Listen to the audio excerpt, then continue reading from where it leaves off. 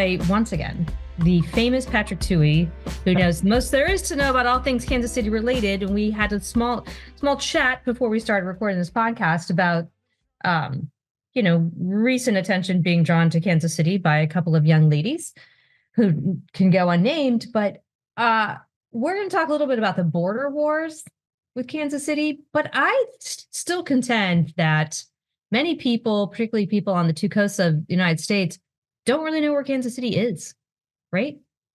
Well, I think that's true. It is pretty much right in the middle of the United States, but more importantly, it's in Missouri. That's the part they don't. That's my point. Yes. That yes. like what Kansas City, Kansas, that's where it is. And it's like actually part of it is in Missouri. There was a banner hung by the fans during the 2015 World Series, and somebody said, you're not in Kansas anymore. And of course, Kansas Cityans laughed at that because we never were. And Kansas City was founded, of course, before Missouri, and Missouri came before the state of Kansas. So we've had it first. You're absolutely right. There is a smaller Kansas City, Kansas. Yeah. It's much smaller, and it's economically much more depressed than Kansas City, Missouri. But when you think of Kansas City, you are thinking of Kansas City, Missouri. And it is. So it's just absolutely right on the border.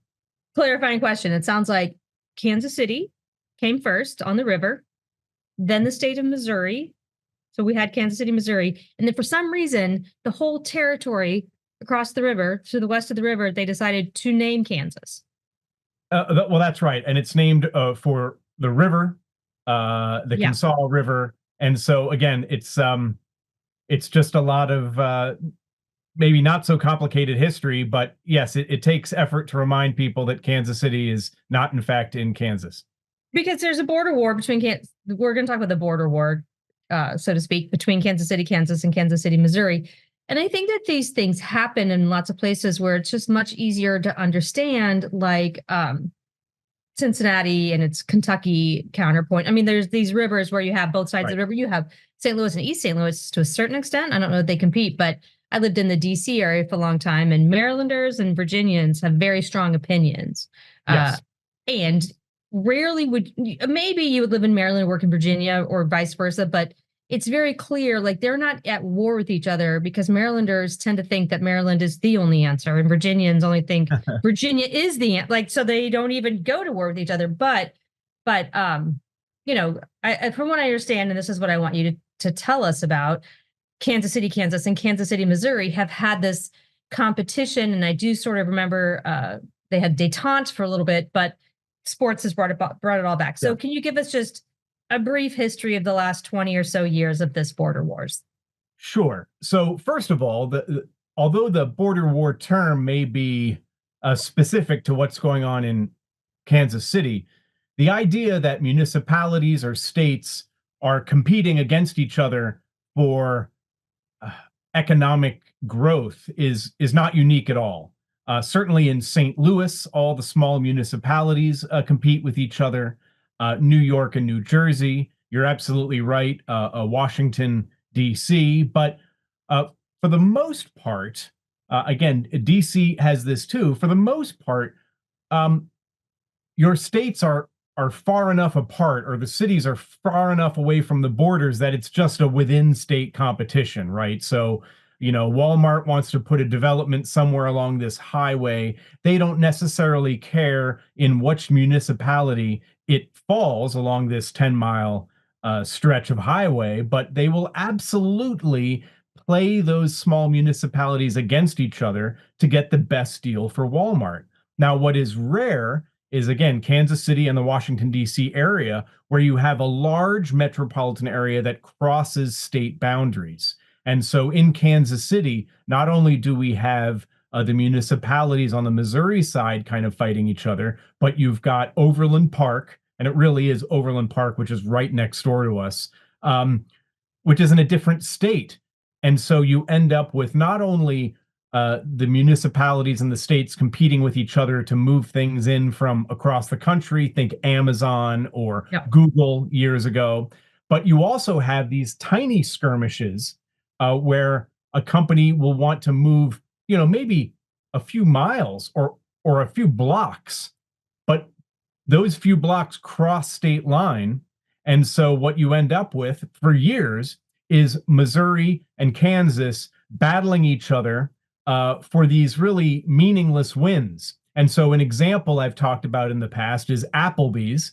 Applebee's moved its headquarters back and forth several times and again, it may have been only a few miles or a few blocks, but they moved their headquarters across state line in response to whatever incentives were being offered to them.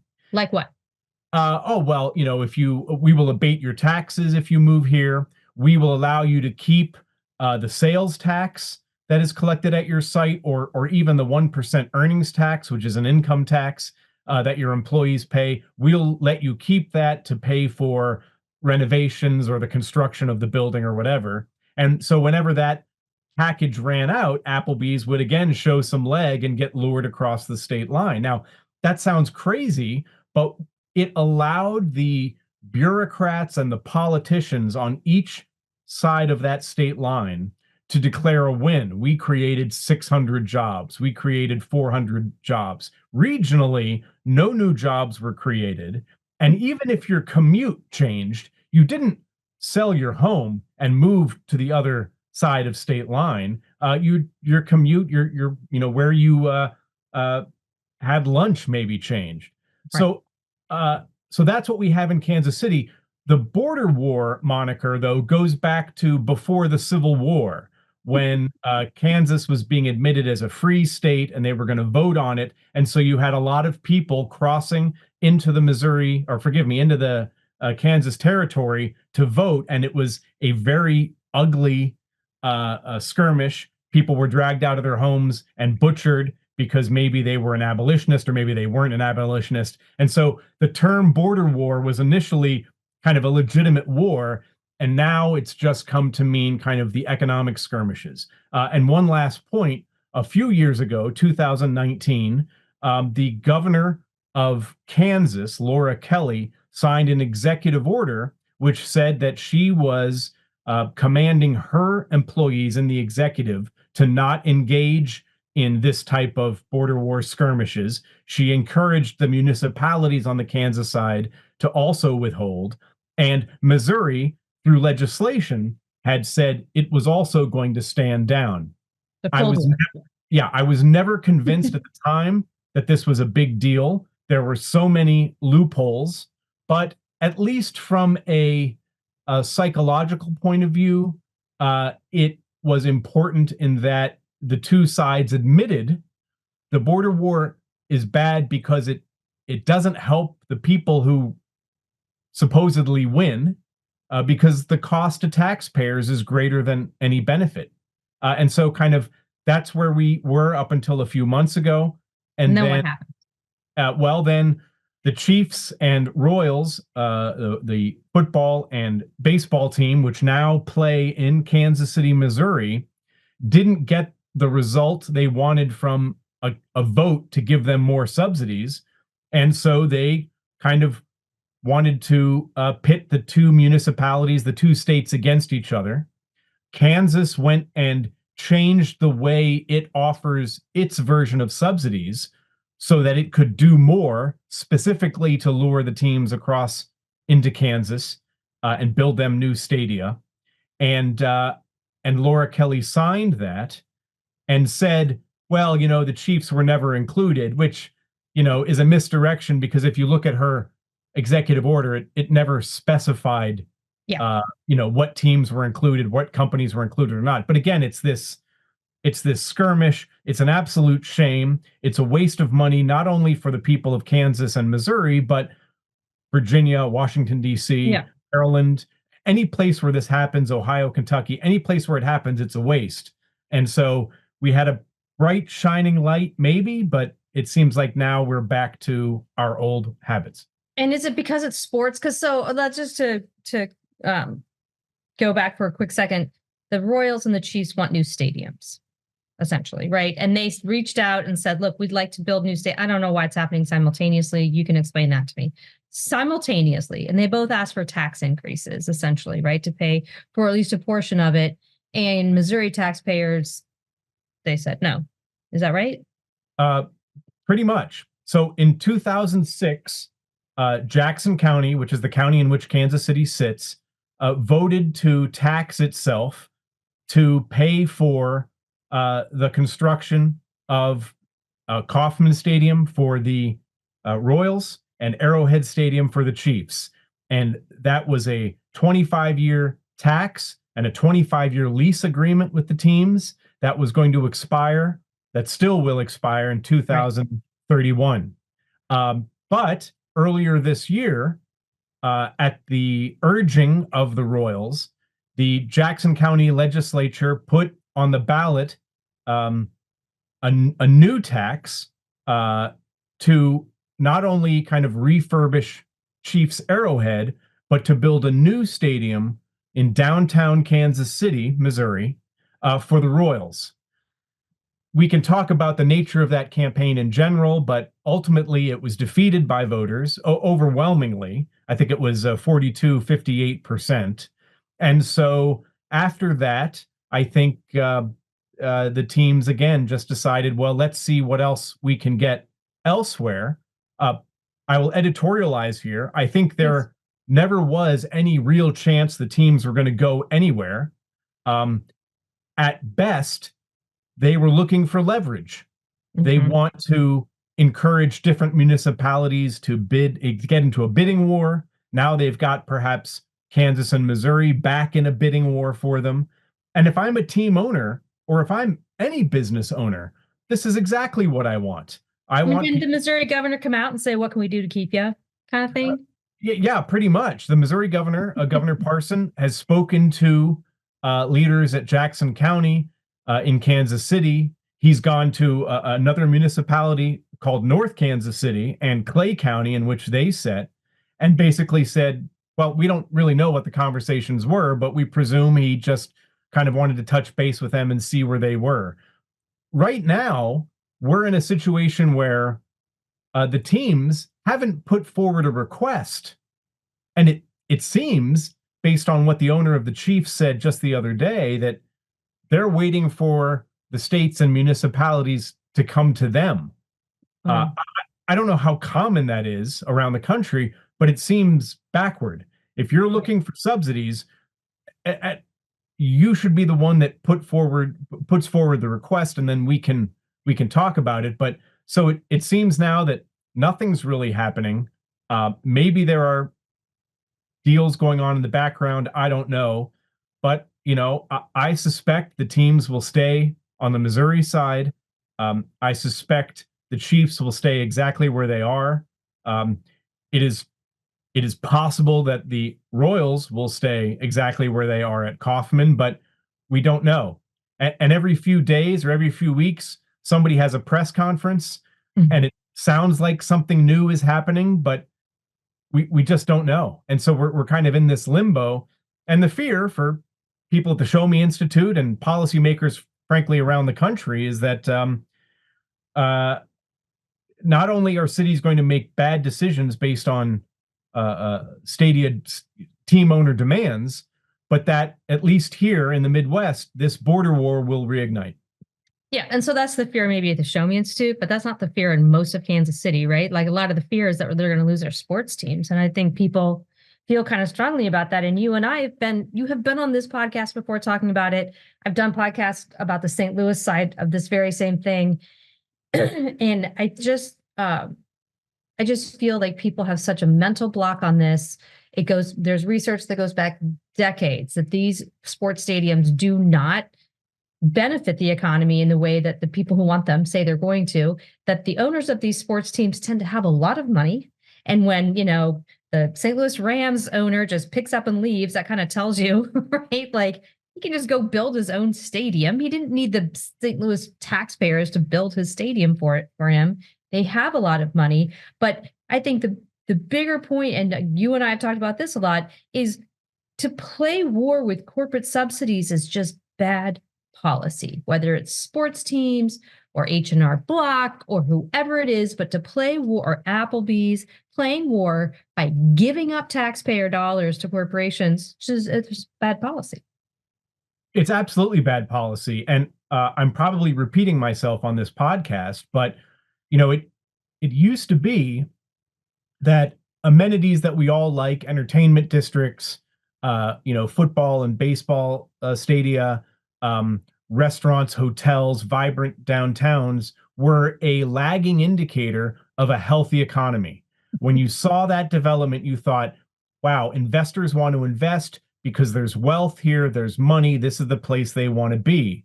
And so we kind of looked at that development and thought, well, this is the sign of a healthy economy. And then somewhere in the maybe 80s or 90s, municipal leaders got it backward. And they thought, oh, maybe if we build those amenities, we can work it backward and we can say, well, if we build all these things, then we will get a healthy economy. And so municipalities started subsidizing all this development, and it detracted their attention from doing the hard work of infrastructure, public safety, all those important things. They just thought they could skip their vegetables and go right to dessert and build nice, shiny things. And the example that listeners have heard me use before is Baltimore.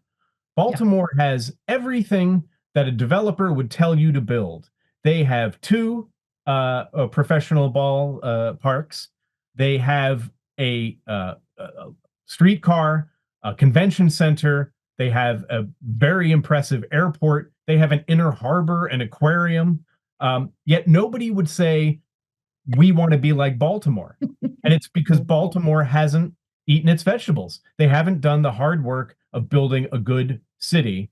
And so the bigger picture is that, politicians are racing to build that shiny thing to go to the ribbon cutting. And it's not just their fault. Voters want our politicians to do something. And when they see development downtown, they think, oh, something has been done. This is good. And they don't dive into the minutia and find out that, I like to describe it to people as getting a Valentine's Day card from your mom. At first you're excited. And then when you open it up and realize who it's from, you realize it doesn't count. And so all this shiny development we're seeing downtown just doesn't count. It's not real. It's not real investment. It's taxpayer funded. Yeah, and we still have to pay our property taxes, and they don't have to pay their property taxes, right? So but then so it's a bad policy, and then you get into competing with another state on that bad policy, and that's just compounding the issue. And it's the same governor that was in Kansas, right, who did it and then undid it. Correct, Governor Laura Kelly. So it's kind of hard for Missouri then to be the one that's going to pull back first and say, okay, well, we'll eat our vegetables while you guys have dessert. That's hard because it's a Cold War, right?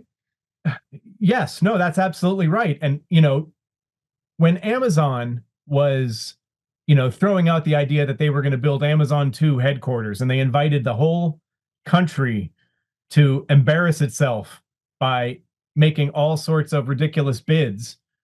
Richard Florida, who is an urbanist, I think he's a professor at the University of Toronto, he had predicted early on that Amazon is either going to go to New York or Washington, D.C., because that's where the talent is they want. Jeff Bezos, the owner of Amazon, had just built a house or moved to Washington, D.C., so that was one of the reasons. That was one of the reasons why Richard Florida predicted that. And then all these cities and states, including Kansas City, Missouri, presented all these bids and made embarrassingly big offers. We're gonna give you money outright. You're not gonna have to pay taxes. And Richard Florida said, while this was going on, these municipal leaders know that this is a crock. They know that this is garbage, but they all feel that they have to participate because, you can't win if you don't play. Yeah. Right. So they all made these things. And by the way, as a footnote, Richard Florida was a paid consultant on Kansas City's bid for Amazon. Wow. So here is somebody who's participating. Well, he's not stupid. But right. He's participating. He'll take the money, right? He's participating in one of the bids while at the same time he's tweeting that everybody knows this is a scam. So Yeah. again, if you are a corporate leader, this is great for you. If you are a political leader and you win, and maybe even if you lose, it kind of makes you look good, but it distracts from the important work of city building, which is, again, not sexy, not Yeah. fun, not easy. Is it true that, or is it the case? I don't honestly know that parents prefer the schools on the Kansas side to the Missouri side. Would Well, you gosh, generally I say? mean, that is a decades old story. Yeah, I'm just curious. Our colleague Mike Machine can talk in great depth about that. What has happened over the past 50 years is Kansas City's population has remained about flat at or around 500,000 people.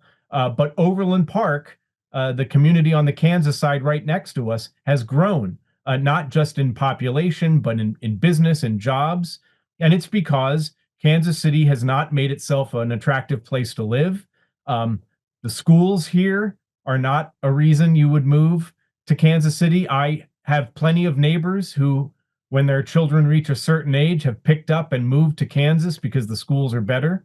Yeah. Um, so again, it's a sign that Kansas City, Missouri, is not doing the hard work of making ourselves an attractive place to live. And one last point: if you can live on the Kansas side and enjoy better schools and more efficient government, and then a few times a year drive a few miles to see the Chiefs and the Royals play in their stadium, and you don't have to pay for it, that's a great deal for you. That's right. Likewise, I tell people, if the teams were to move just a few miles west into Kansas, it really wouldn't affect my enjoyment or my ability to go and see games. It would just mean that Kansans are paying for it. They're taking on the financial risk, and that's better for us. So I understand that if it was plausible that the teams were picking up and leaving the market entirely, maybe then taxpayers would want to consider offering something, but that's not where we are right now. Right. Right. I mean, I do know that the state of Kansas has like one of the strongest public school choice programs in the country where you can pick, it's going to start this school year coming up, but you can pick any school in the state and get transportation. And Missouri has been very reluctant to make those things happen. And now I'm just like talking from my point of view here, but Iowa, you can pick any public or private school. Oklahoma, you can get a tax credit for private school tuition. And I think Missouri could be doing I say it all the time, we could be doing more of the hard work to make us attractive to families and businesses and not do these giveaways. Like these are like promotional giveaways, right? Like these are like loss leader pricing kind of things. It's just like, it's quick, it's easy, we'll give up whatever we need to keep our sports stadiums, but we should be doing the real work that makes families say, this is where I want to raise my kids. Kansas City and St. Louis are facing the same problem. They're both located next to state line. Yeah. They both have plenty of municipalities around them that are gobbling up their population. And it's because, for whatever reason, and there are plenty of them, they haven't done the basic work of building a good, competitive city. You don't have to live within an urban environment to get the benefits of being near an urban environment. And Kansas City and St. Louis have so far refused to realize that they are in a competitive environment. And so everything from, again, not providing for infrastructure and public safety to instituting a 1% income tax Right. is a way that they are daring people to leave. And people are taking that dare.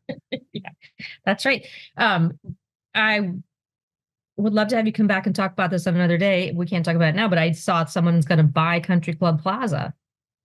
That's right. Country Club Plaza is a real asset in Kansas City. It is one of the first, I believe, outdoor shopping centers built in the country.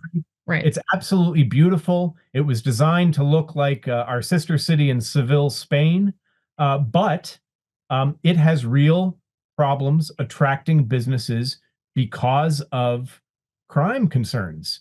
And I don't, just as I don't fault any business who's trying to get as many subsidies as they can, I don't fault any business who's wary of moving into a place where their employees and potential customers don't feel safe. Yeah. Yeah. So where do you see this going for if the sports stadiums are any sort of a harbinger? Do you see that the border war is going to heat up, and you're going to see more of these like tax incentives going out the door on the on the Missouri side of Kansas City? Well, of course, I don't know. Here's what I think will happen. I think both teams will end up staying in Missouri. Unfortunately, Missouri is just better set up to offer bad for taxpayer subsidies than Kansas is. We're just better at it. Our They're laws so good at allow, it. yeah. So I don't think the deal will be good for taxpayers, but I think the deal that Missouri can put together will be more attractive for the teams. Okay. My hope, and I want to do more research on this. My hope is that the revivification of the border war here will help more states understand that it is worthwhile to consider interstate compacts where we Hmm. actually negotiate terms so that we are not doing this anymore. Yeah. Because, again, like Richard Florida said, like we talked about earlier, governors and mayors realize these deals are a fool's errand, but they feel compelled to engage in them because they want to look like they are active, competitive advocates for their community. And so we end up with a lot of this talk about civic pride, and that's a vague intangible, but the costs we are paying to get that pride are very, very concrete. I did just eye roll just a little bit when you said it, right? It's just like, yeah, yeah, yeah. But like anyway, that's to me, if you have to cross the river to go to the game, there's how 10 football games a year. I mean, I just think that people feel this team sports, using that term as like in the general sense of feeling loyal to something, that team sports idea often causes people to make bad decisions. But that's for another day. Thank you so much for joining us and to talk about it. And I'm sure we'll be revisiting this topic as it moves forward. Oh, it's the story that never ends. And thank you very much. It's good to be with you.